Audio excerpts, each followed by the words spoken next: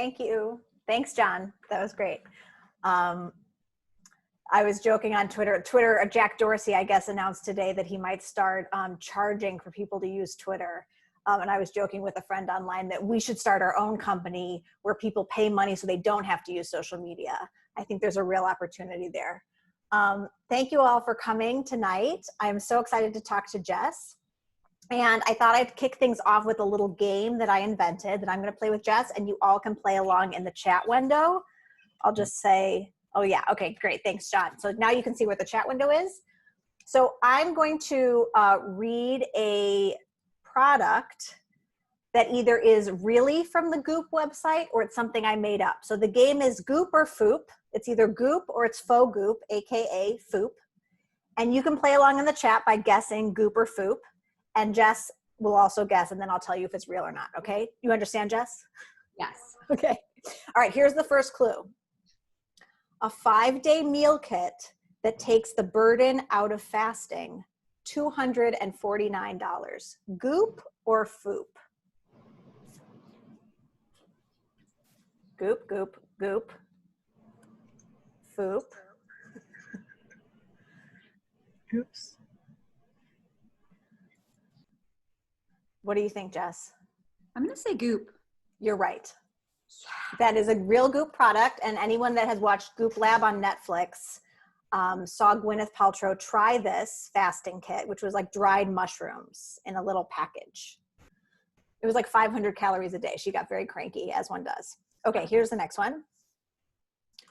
Rose quartz infused water bottle, $80. Goop or Foop?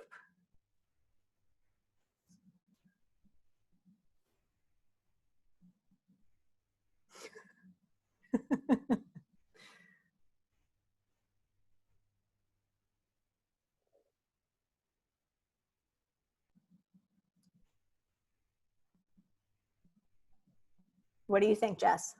I'm going to say Goop. I think I've seen and maybe even purchased this water bottle. Yes. And do you want to tell everyone about your necklace this evening? Yes, this is a quartz. It's not the rose quartz. It's the other kind of quartz. And it was given to me by a friend. I have no idea what quartz crystal should be doing for me, but I'm wearing it for the power anyway.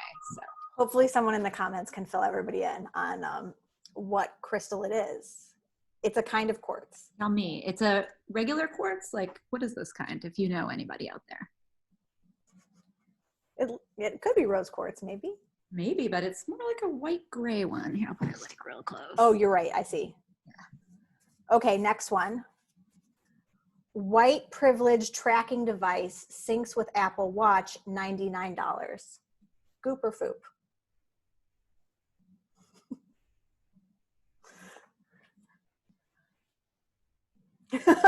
Someone says, I hope that is Foop. Too cheap. Oh, white privilege tracking device should cost more money. Good. That is Foop. I did make that one up. That is Foop. You guys are correct. Okay, here's the next one. Biodegradable, convenient as fuck, down there wipes in sensual seduction scent, $11.99 for a 4-pack.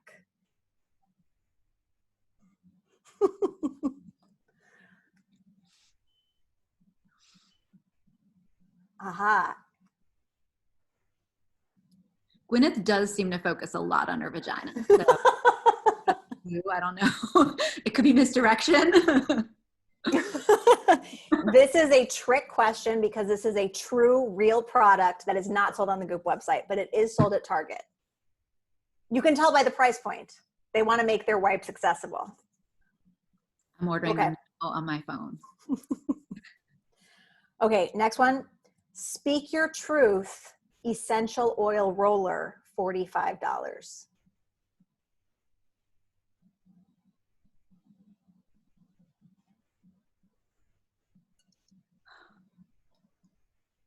I might be going out wrong, but I'm going to say Goop on this one. That is true. That is Goop. That's like an affordable product. I don't know what it smells like, but okay, this will be the last one. This smells like my freedom of speech candle, $75.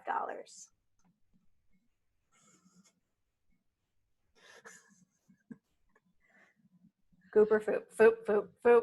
Wow. It should be goop though. I think it's goop, but it should be goop because I mean, she has all those other candles. This one would be perfect. I'd buy this for all of you, all of my friends, everyone. Yeah? She should, it is foop, but Gwyneth should license the IP to this candle idea, I think. Your idea is better than any of the goop ideas. So excellent job to the audience. You did a stellar job playing the game. Thank you all. So Jess, what are we drinking tonight?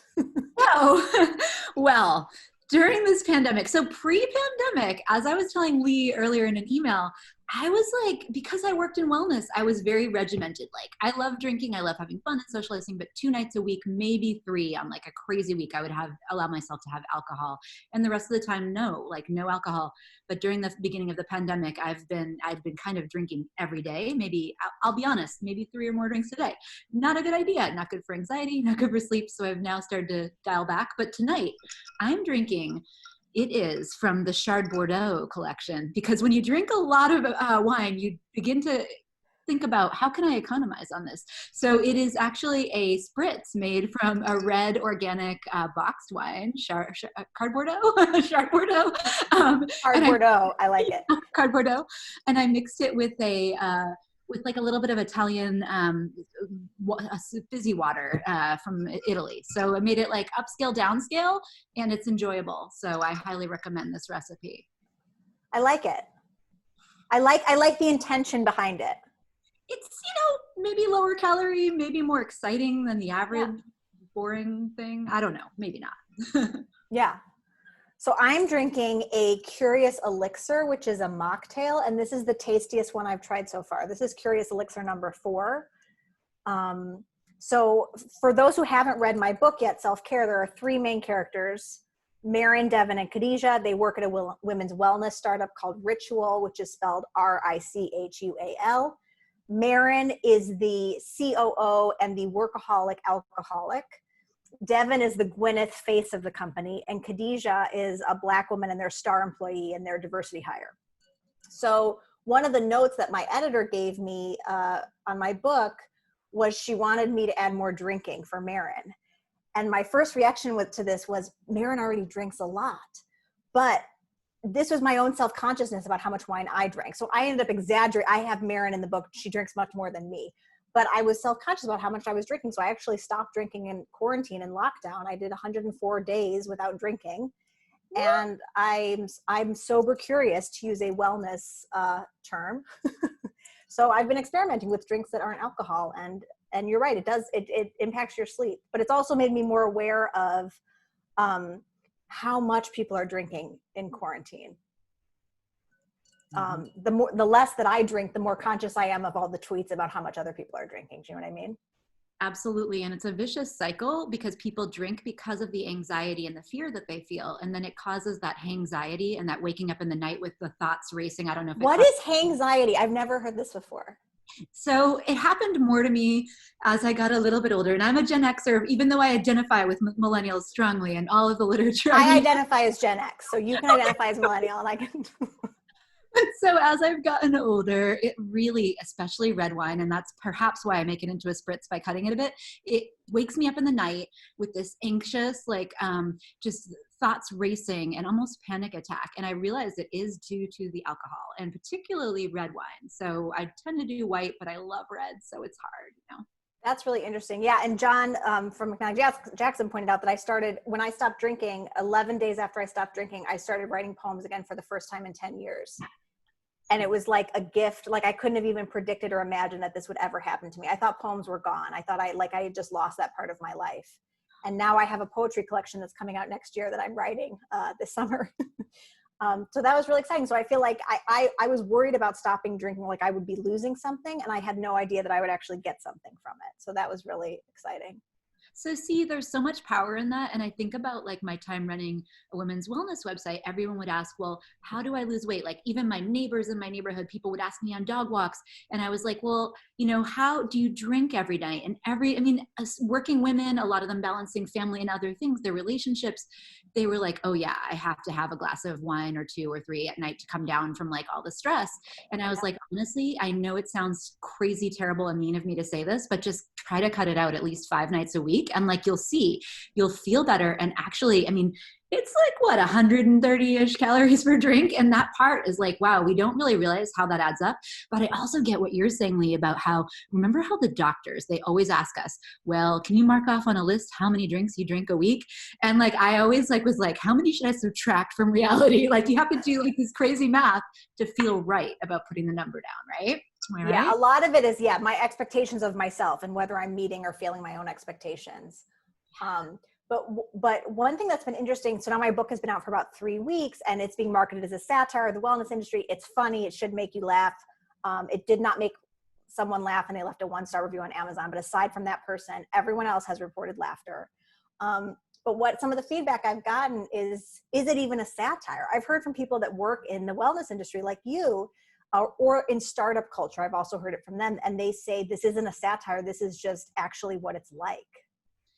You're 100% right there. So that's the part that when I was writing my review, I know you described it as a satire and but when I read it, I felt so cringy and hurt because I also felt like I've been there. And I don't know I want to hear about who other people, and especially you, Leigh, identified with, but I really identified with the character of Maren and everything she went through. Like, I wanted her to win, things. I don't want to give too much away, but like, you just want her, you're rooting for her, but you're also just like, like, it's like you're seeing these things happen and it hurts. And so many of the styles, the fashions, the missteps of the lady boss, you get it so right. So I want to hear a little bit from you, Leigh, about, first of all, which characters, if any, were you rooting for? And then how did you where did you research and who did you talk to get it so right? Because I do feel like it's not really a satire. It's got the finger on the pulse of what's going on in women's media. Yeah, so the character of Maren is definitely the closest one to me that I think people who know me would recognize. And that comes from my experience leading a feminist nonprofit organization with a private Facebook group of 40,000 people and these conferences in New York City and LA that I organized and that you spoke at, Jess, in LA. And I loved organizing the conferences, but I also felt extremely burdened by the workload. I was trying to fundraise for my nonprofit. It was extremely hard. So I was making $12,000 a year doing this part-time while I had 3 other freelance gigs.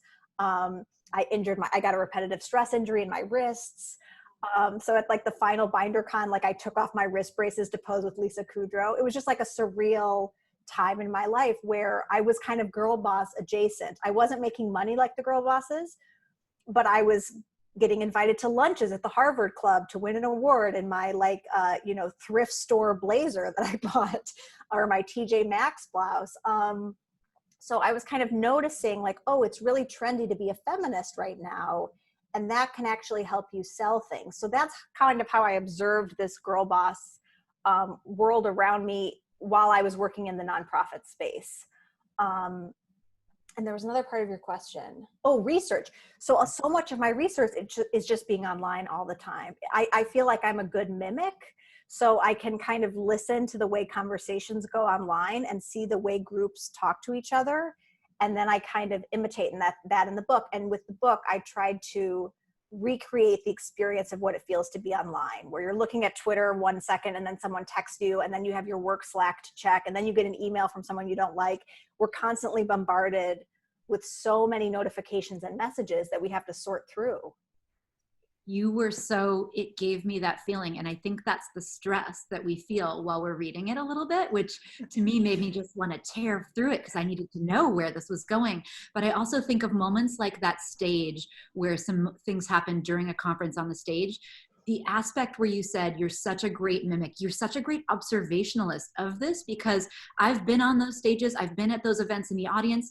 You put that was one of those moments where I was like, wow. I mean, obviously having run BinderCon, you've lived it, but you really made a dramatic moment come so real to life and so exciting and so nerve-wracking and nail-biting. I did bite my nails again. I've tried to quit because of this pandemic. You don't want to put your hands in your mouth, but your book made me break that law.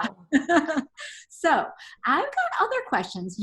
Another thing that that to me was like, wow, she is masterful And having read Land of Enchantment, I knew already that you were, but like that moment was fabulous. And now when you think about Girl Boss, you were somebody who, the implosion of the Girl Boss, from Ty Haney of Outdoor Voices, from Glossier, The Wing, I mean, so many of these companies, Sophia Amoruso, you had your finger on the pulse because you were starting writing this book. How many years ago was it that you started this? So I started this in 2017.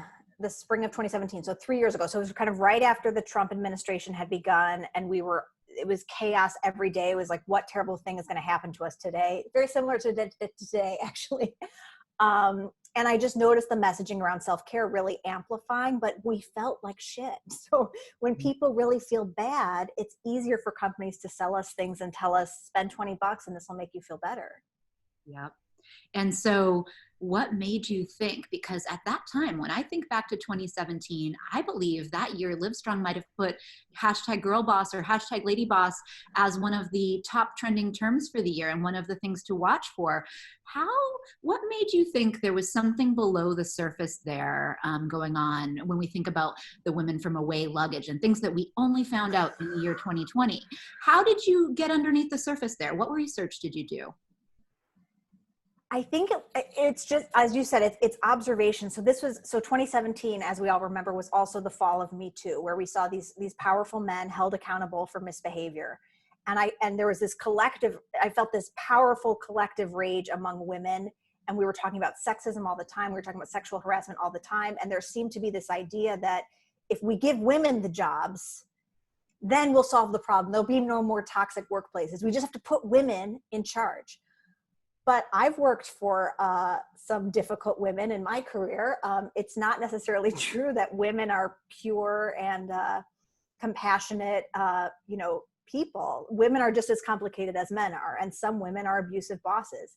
So I was really watching and collecting stories of abusive workplaces run by female founders. For example, Nikki Agrawal of Thinks got in trouble for sexual harassment in the workplace, and she was a badass Gen X female founder who did some great things, but also treated her staff poorly. So I think with this idea of the satire, I'm really looking for hypocrisy. So I'm really looking for, Ty Haney is a great example. Ty Haney, she started this thing called Outdoor Voices, which are it's athleisure wear. I have a pair of the leggings. They feel really good. But she's beautiful, thin and blonde. And her whole message is like exercises for everybody. Like just go outside for a walk. It's like, it's great, but she's the perfect spokesperson for that because she's naturally thin. And so that kind of like messaging where you're like, who's trying to sell me something? What are they saying that they're selling me? And what is the reality? So that's what I kept looking for in the wellness industry, but also in girl boss, capitalist corporate culture. You were onto something perfect about the marketing is that, yeah, and when you think about influencer marketing and your other character, who's Maren's partner, she's very in that same, so that was well done. But thinking about female bosses, I'm glad to hear you talk about like pulling from experience, because we've all had the bad bosses, whether male or female. And it always strikes me, having been a female boss and like every day, second guessing every single conversation. Are we holding women as leaders to a higher standard? I also think of this with regard to Hillary Clinton, Elizabeth Warren, so many of our political candidates. Tell me about what your thoughts are on that. Yeah, well, I'm curious to see what's going to happen to these girl bosses like Audrey Gelman, who stepped down, or Leandra Cohen at Man Repeller. There's so many of them. Sophia Amoruso. I think Sophia Amoruso has had a few chances. She's been given more than one chance to bounce back, but I'm curious to see if they're going to give chances to start other companies the way that I think a male founder would. I think startups fail all the time. They often fail for co-founder drama. This was something I learned in my research, how many companies break up because there's animosity between the co-founders, because this person becomes, your best friend, your husband or your wife, your business partner. These are intense relationships. And I had 2 of these relationships with women that totally failed, that were like divorces basically. And I haven't spoken to either woman since. And that really fueled this book as well. But to answer your question, are we holding women to a higher standard than we hold men? Are we going to give them a chance to learn? And that is something I'm curious about. Right now it's interesting because when I wrote the book, I saw the wellness industry as one column, and I saw social justice influencers as another. But today I'm actually seeing those two verticals really overlap, that the wellness influencers are getting woke. There's a big conversation about, Black Lives Matter, police accountability, defund the police. And I'm curious to see how we're going to let people within our own communities learn from their mistakes and come back. Or do we want them to be punished and banished and have no chance to come back? So I'm curious to see where this goes as well. Right. That redemption story is really where it's most interesting. And I'm so curious about that as well. Like where the next level, is there a redemption? But, I wonder if all of you have experienced this too. I ask people, men and women, so what is it like to work for a female boss? And a lot of people are like, oh, I've had a female boss. They're bitches. They're horrible. They're, heinous. And it's like, well, have you had a bad male boss? And they're like, oh yeah, I've had 3 bad male bosses. But for some reason, the scorn or the taint of what it is never attaches. Like if we were like, oh, we had a male president, his name was Donald Trump. Male presidents are terrible. We would right. For some reason with women, because we're so unusual. And then that leads me to the diversity question, because I love that, there are 3 women in the company, and Khadijah, is that how you? Khadijah, yep. Yeah. She, to me, I loved her character, and I felt, honestly, in some ways, like I know you had said you care a lot for Maren. I feel like you had a lot of care for Khadijah as well, because she felt very human and there felt a lot of concern around her. And also she has such an interesting storyline as well. So maybe tell me a little bit about, because we are living in a time where we're trying to shine a light on, people from all different backgrounds. And your book did that well with different economic, socioeconomic as well. Yep. So tell me a little bit about the thought process and the creation of Khadijah and what you're Yeah. So, I'll be honest, like a part of me was nervous writing from the point of view of a Black woman in my book. But then I thought, what's the alternative? I write a book that's only about white women, then I would get pushback. Or I write a book that's only from the point of view from white women, and I never let Khadijah have her own point of view. Then I would get pushback saying, why didn't Khadijah get her own voice in this book? So I thought Khadijah can be an equal player with these other 2 women. So it's 3 women's stories. And Khadijah's the youngest. She has a secret in the book. And Khadijah, there's a little part of me in every character. And I would say the parts of me that are in Khadijah are that I grew up on the internet.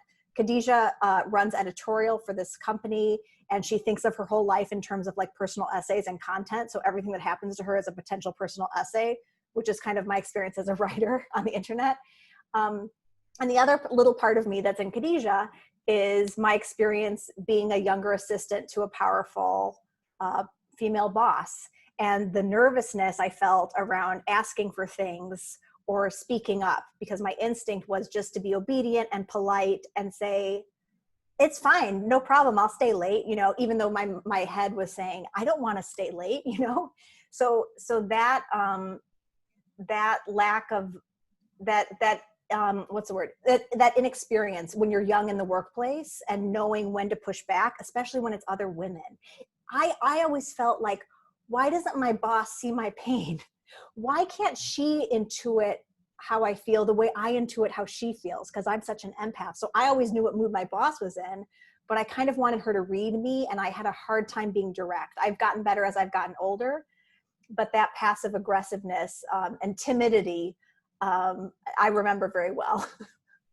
Well, I would like to say that honestly, I know you wrote it and it felt so real from the position of the assistant. And I think a lot of us have all been there as we've worked our way up, but I still feel that. And I think a lot of women will probably say, especially baby boomers and Gen Xers, when we're talking to superiors, even if we're in a VP or a head of something role, to ask for something, because we've just been trained as women that put your needs aside, do what is supposed to be done. So I related to that on so many levels, not only from her position, but also, and then seeing how Maren, when there's the secrets being revealed and Maren's all worried and caught up in her own drama.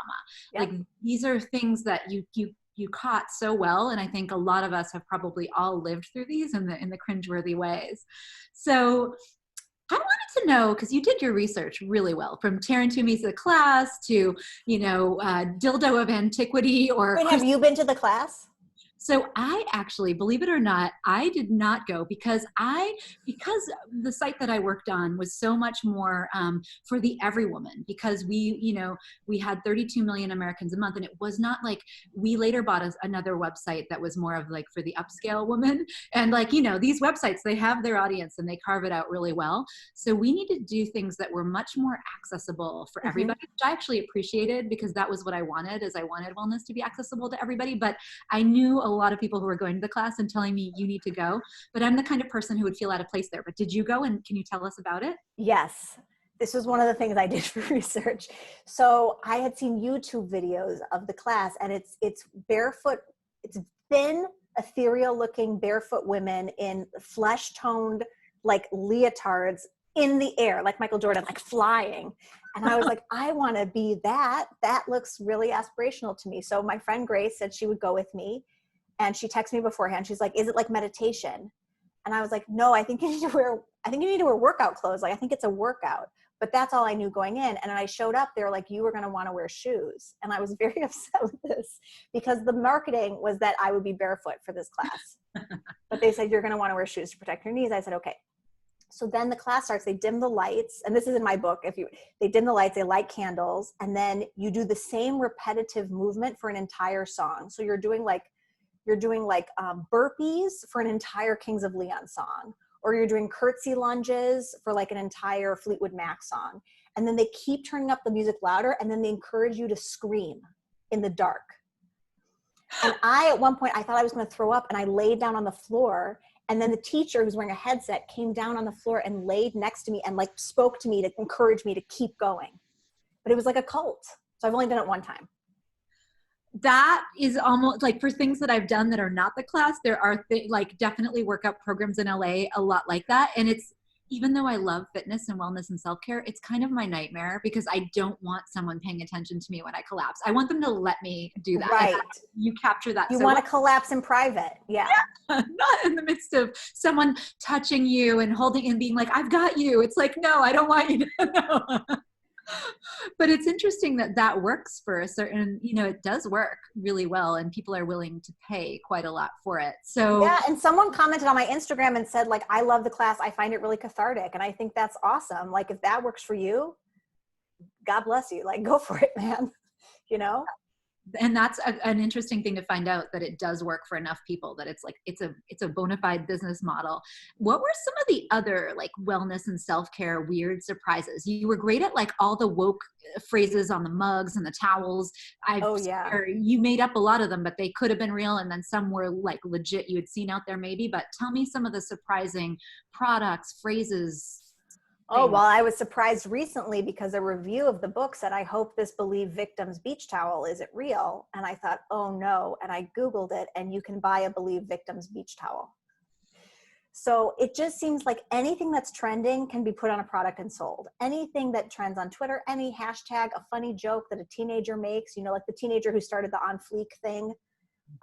Now it's a meme. Now people can sell t-shirts that say On Fleek, and this teenager's never going to see the money from that. So it's really interesting how the internet, a few years ago, I was still getting into arguments with people about whether or not the internet is real life. I think the internet is absolutely real life. People lose their jobs because of things on the internet. People become millionaires because of things that have happened on the internet. The internet is totally real. And I think more than ever, because of the pandemic, we're living more of our lives online. We're doing our socializing on Zoom, as we are this evening. That I think this is real life. I think what's happening right now is real. I'm with you there. And I know I've seen it written by you on Twitter and other places, like you have a love-hate relationship with the platforms. You're no longer on Facebook, as I believe you're no longer on Facebook, even though you started Binders. So that was one of the hugest viral secret groups of women. Tell me a little bit about, so you've chosen to stay on Instagram and Twitter. Tell me a little bit about what makes you choose certain platforms and what you like over some over the other, if you can talk about that.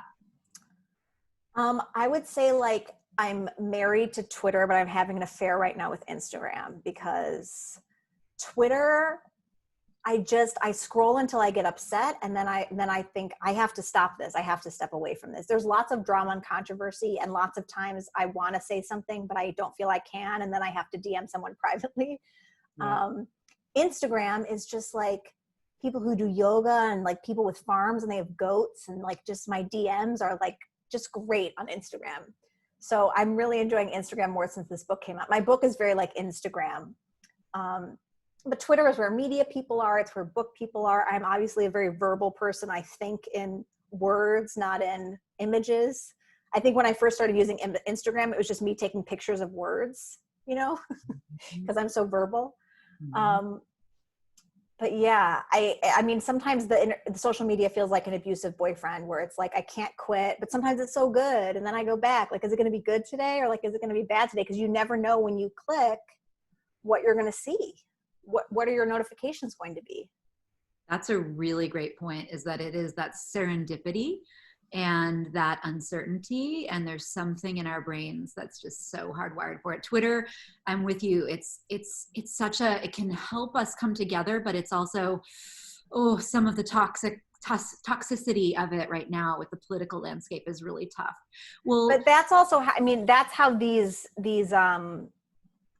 apps were designed. I mean, they were designed to be addictive to us because they give us intermittent rewards, like a slot machine at the casino. Sometimes you're going to win. Most of the time you're going to lose, but you keep playing because you think maybe this time I'll win $1,000. Which is a lot how I think historically products have been marketed to women. And that's like another dirty secret of like the women's wellness industry and any media, to be honest, because I worked in, at Yahoo, non-specific to female media, women drive most of the purchases. So not only are we buying for ourselves, but we're buying for our families and for others, like so much more than men are.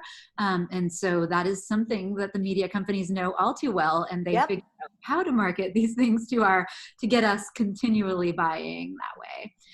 Well, can I ask you a question, Jess? Yeah. When you're working like in the wellness space, like how do you evaluate new trends? Like what was your barometer when you were like, this is actually like really cool. Like, let's do something on intermittent fasting. Like the research is solid. And when were you like, this is like, what is this thing? Like I just saw something that was like Bacardi made new vodka for women. And I'm like, do women need special vodka just for them? That kind of sets off my bullshit radar. And it should, because what they will do, and then that's right, they're trying to make fetch happen basically with that vodka for women, because they are going to pay someone, six-figure deal for Livestrong to put it all, or some site, I won't say Livestrong, pretend I didn't say that, some site, to put that all over and, make it a thing, but you can't make these things happen. So you ask a great question is, how do we know intermittent fasting or, a low carb diet or anything else that we would write about was a thing? It's because because I started in media back when it was like newspapers prior to online, which is, I know, dating myself, but like, I remember we didn't really always know what were the things that people were reading the most. And the great thing about now is you really get to see those data and those analytics on what are people clicking on and what are they reading from your newsletter, from social media, from on your site, and finding it via organic search. And to me, I know SEO is a bad word to a lot of people, but to me, it's really the most intimate connection you can have with anyone, beyond a lover, beyond a husband, beyond a partner, anyone, because it's what people are typing in when they're like, I have a rash in my inner thigh. What is it? They're not telling their doctor. They're not telling their loved ones, they're telling their search box. And so this to me is so fascinating. And in media, we created a lot of content around this because define SEO in case someone doesn't know what SEO is. Oh, sorry. Yeah. Sorry to use like an acronym. So search engine optimization, and it's a type of writing that gets like, people think of it as like a bad word or like a trashy thing. Because it's clickbait. It's like how I tried intermittent fasting to cure my rash. That's exactly. So people will put that in their newsletters, and that's when it becomes the clickbait. But a lot of these are written because people actually have these rashes, or people actually have like, I'm addicted to masturbation and I'm a woman. What's going on? Or like whatever the questions are on their mind, or like my husband was doing this. Was he cheating? All these kinds of things. Millions of people are typing a lot of these questions, believe it or not. And so it's that intimate connection, and writers can write that content for them. So in order to see like what's popular, you look at that, and there are ways to look at, there are a lot of different sites, Google Trends, trends.google.com. You can look there to see what kinds of things are trending. So we looked a lot at that. and at our stats. And that's how you know what's a real trend, as well as looking on social media. And like you can search, hey, how many people on Instagram are mentioning girl boss? When we mentioned girl boss was trending, it was getting millions of hashtags. Everyone was hashtagging everything they did, girl boss. Yeah, right. Like a boss, headline, like a boss, right? Yeah. Yeah. Yeah, that's so fascinating to hear you talk about the intimacy of SEO. I want to read your essay on that. That'd be a great essay. It's really interesting. I hadn't ever thought about it that way. So yeah, when I was going through the pandemic, thinking about the essay, it was like, who do I look to for information? Like I started to think of these AIs as like someone to ask questions of. And like when you're going through something hard, what do they think? Because they're clearly dealing with the weight of all of our fears and uncertainties, and how did they deal with that? I have a question for you though, because another thing you nailed is headlines and that, what is it called? Confessional style. Oh, yeah. It's so big on so many women's websites. Did you have experience writing those? Because it felt like you did. No, this again is my eavesdropping on Instagram. So, and I still see them every day. I have like a running with my little sister who's here and my book editor. Sometimes I send them these Instagram posts and I'm like, this is a Richual user. But there's so many posts that start with, I've never told anyone this before.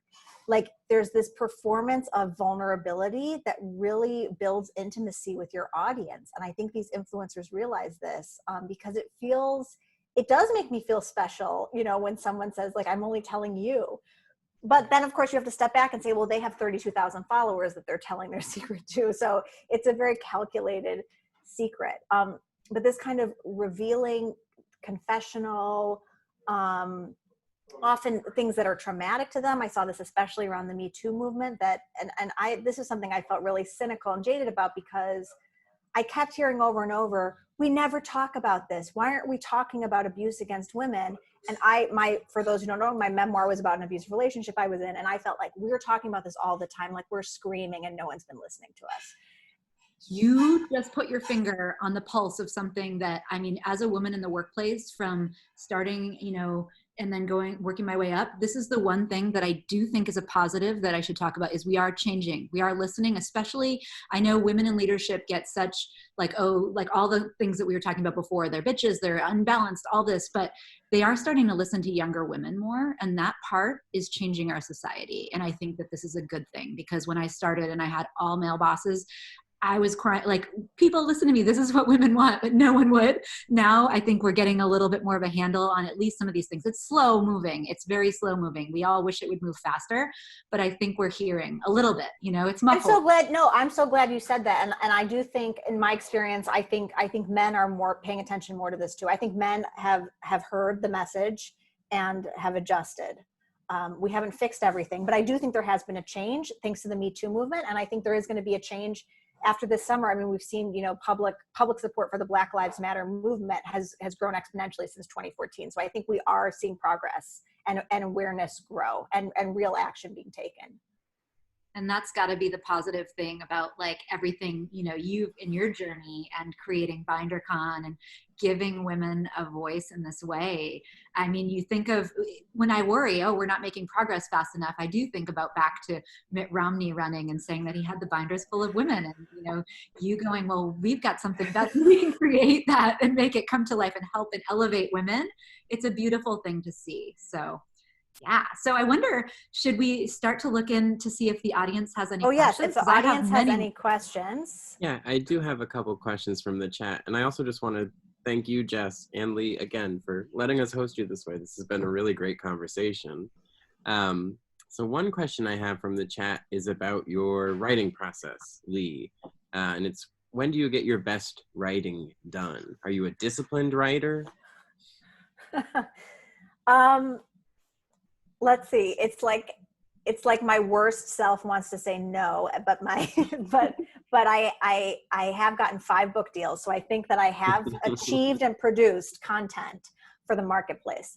I would say that a book that was really influential for me was Deep Work by Cal Newport. And so he really talks about how much deep work would include writing. It would include editing. It's that deep thinking. It's not checking your email and it's not being on Twitter. He looked at all these geniuses throughout history and found that you can get about 4 hours of deep work a day and that's it, then you're toast.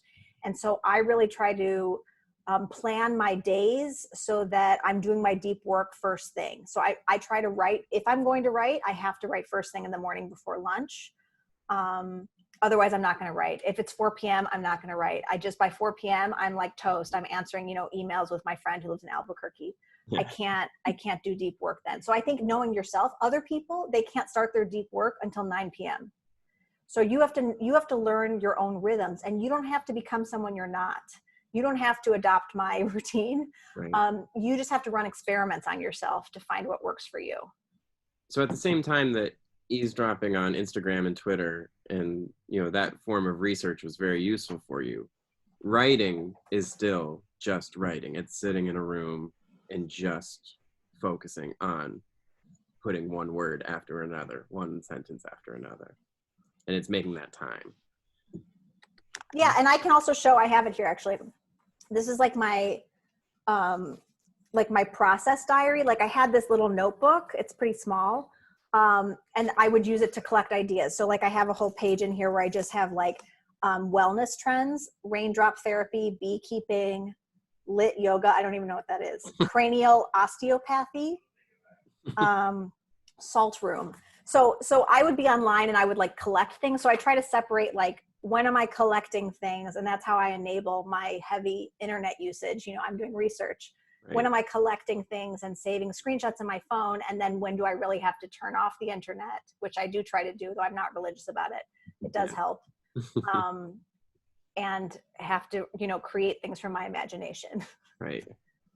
I had a question about something you said earlier about being a little nervous writing from the point of view of a Black character. Was there anything else in the composition of your book that made you nervous? Anything else, really? Yeah, so originally the book was going to start with this tweet, and originally the tweet was about Donald Trump. And I was thinking about Kathy Griffin's joke with the mask of Trump covered in ketchup, if you remember that. And she got in huge trouble for this. I mean, I think more trouble than she expected to get into. And we had a whole conversation about what jokes are fair game and what jokes are not fair game. And so originally I had this tweet about Trump. I was really genuinely worried like I would get in trouble with the Trump administration. Like this was 2017 and like paranoia was high. Yeah. Then at some point in the process, I realized, and Maren, the main character, is the one who tweets this thing about Trump. Then at some point I realized like, no, this is a book about women hurting other women in the name of social justice. The tweet should be about Ivanka. So I changed it. So the tweet is about her taking down Ivanka and getting in trouble for this, but I never give the verbatim wording of the tweet. And so I've gotten some DMs that are like, what did the tweet say? But I thought like, I'm not putting this in writing. So that is also my paranoia about getting in trouble. And I kind of danced around it. And I remember this is something that we went over in edits a few different times because I wanted it to be implied, but not explicit. Mm. So you probably skimmed or read Girl Boss and books of that sort. But I wonder if there were any novels that were particularly instructive or useful for you in terms of writing the kind of satire you did. Because when I got it in the mail, the sort of self-care wellness industry is sometimes a target for things on Twitter, but not really in the form of a novel. And so it was kind of exciting to see what you were doing, but I couldn't think of any novel to compare it to. Were there any novels that were instructive for you? Well, while I was working on it, my agent read an early draft. I don't think I was even finished writing it. And she was like, have you read American Psycho? And I said, no, I'm a good feminist. I would never read that book. And she was like, you might like it. And then I read it and I was like, this is really funny. But that book was, it was canceled by its first publisher and then a different publisher put it out. So that, like Patrick Bateman's skincare regimen from Clinique, that was like alternating that with his weightlifting, with his psychopathic murder. That's what I was kind of going for with Devin, even though there's no murder in my book. But that's how this book was sold to Penguin. It was sold as American Psycho in a Goop universe. Mm. So I say, like, instead of psychopathic murder, I have like women being mean to each other on the internet, which is the psychopathic murder of our time. I have another question from the chat about the poetry collection you alluded to. in the beginning. Is there a set plan for releasing that? Do you know when it will be available for purchase? Yes, it will be out next September from Soft Skull Press. Oh, wonderful. Wonderful. And the editor is Sarah Lynn Rogers, who is a former poetry student of mine. And she did this amazing tarot card reading for me in 2018 about self-care. That's all coming true. So if you need it, she does these she does a tarot card reading and an original poem. Her name's, I'll put her name here. You guys can look her up if anyone needs a tarot card reading. Highly recommend. And I think I have two more. Another from the chat. Was the writing of self-care a vehicle for you to express certain thoughts that you had already had about the wellness industry, or was it more of an act of discovery? Like, did you think of the process of writing it as your own discovery, or was it a case of you having a set of impressions and thoughts about what you wanted to write about and then just putting it to paper? That's a really good question. So I don't know that I set out to write a book about the wellness industry. I really started this book after burning out on running an online community. So that was really the seed of it. It was really coming from this idea of what it's like to try to run an online community for women and what happens. The wellness stuff was like the set decoration. It was like fun. It was pleasurable. Like all my friends would text me crazy products that they saw. You know, they're like, does this go in your book? So that was like fun. And I felt like I was doing it with other people. And, you know, I put all those products in my notebook and I collected them. But really I'm getting at, you know, how do we live online? How does social media kind of incentivize us to be upset and outraged because then we keep coming back for more? What is that doing to our relationships and our mental health? Those are the deeper questions that I'm really thinking about. And then I kind of dress it in pink. And I have another question from the chat about cursing. Your characters curse. You've all cursed tonight. How do you feel about cursing in a wellness workplace? Is it toxic or normal? Oh, I feel like that's a question for Jess. That's so interesting. So in media and in entertainment, especially, I'm guessing in New York, although I only interned when I was in New York City, and I've mostly done my work life in San Francisco and LA. In LA, because it's entertainment-based and media-based, people swear like drunken sailors. Like men will just throw their hands on and go, fuck, in the middle of a conference room with 25 people, and then later explain why they're, you know, swearing, and tear out their hair very visually. In San Francisco, it's a little bit more subdued because we're a little bit more techie, but I do think, and all the studies say, the people who swear, they're like letting out, like it's like a valve to let out this pressure that we all feel in our work. So I think it actually can be healthy. However, having worked also in atmospheres with like a lot of women, it's the male executives who will swear, and then I will swear because I take cues from them, but you have to sometimes tone it down for like other audiences of people who you might be working with. So when I was working closely with like a lot of younger women, I had to tone that down. I got feedback from them that it actually kind of made them feel frightened, etc. And this is the thing that we're living in now that I think is actually scary and somewhat toxic. It's good though too. There's 360-degree feedback. So you're getting feedback from all sides at all times. So you're like, wait, I have to adjust over here. I have to do this there. It's a kind of an interesting question, but I think swearing's okay. Leigh, what do you think? I'm having a flashback to in 2016, I had registered for a TRX workshop. Have you done TRX? Yes. They're like these straps. It's like full body exercising. So they offered this at my tiny yoga studio, TRX. I signed up. The first class was the day after the 2016 election. I was so depressed, but I thought exercise will make me feel better. I'm going to go to this TRX class. It was me, a female teacher, and then all these guys who, of course, I'd never seen them in yoga class. They just came for TRX. And I remember like and they looked like they were in a very good mood. And I thought, oh no. And then like at the end of they were just like aggressive. And like at the end of one of the classes, like one of the guys was like, yeah, bitch. Like not to one of us, but just like and it felt like it was wrong. Like it felt like it violated the space of the yoga studio. It was like he didn't read the room. Like I felt like that shouldn't have been brought into my yoga studio.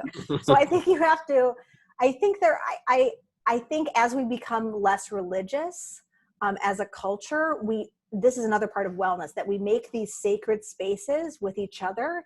And I look for those sacred spaces to be with others. I miss the Om. I miss going to yoga classes where we all did Om together. I like that spiritual practice. So you make a good point though. That's kind of gone out of style, like the chanting and the oming slightly in some communities of yoga, right? Yeah, it feels so profound. I've noticed it. It does feel good even to do it at home. If I live stream a yoga class and the teacher does Om, it feels good to do it at home. I even like that because it's a vibration that you're doing with someone else. It's the sound of God. Now I'm getting emotional, but it's special. Yeah. It's special. It's meaningful. Yeah. I think that's all we have time for tonight, and that's all the questions we have. But I just want to say thank you again to Jess and to Leigh for letting us host you this way. I've been our interim events manager ever since we closed down, and this was one of the events that I was able to schedule on my own just by writing to Leigh and saying, I love your book and I really want to find some more homes for it. And so if you can and want to order a copy from McNally Jackson, the link is in the chat. But this was a really good conversation. And I'll just add, thank you, John, for having us. And I don't know how many people are writers that have come to the chat, but we need our independent bookstores. So if you already have my book and you can order another book tonight from McNally Jackson, that would also be amazing. We need our independent bookstores. We can't let Amazon take over the country. So thank you to everyone that has ordered a book from an independent bookstore from me. Well, thank you, Leigh. Thank you, Jess. And thank you, everybody who tuned in tonight. This was really wonderful. Thank you. Have a good night, everybody. Thanks, everyone.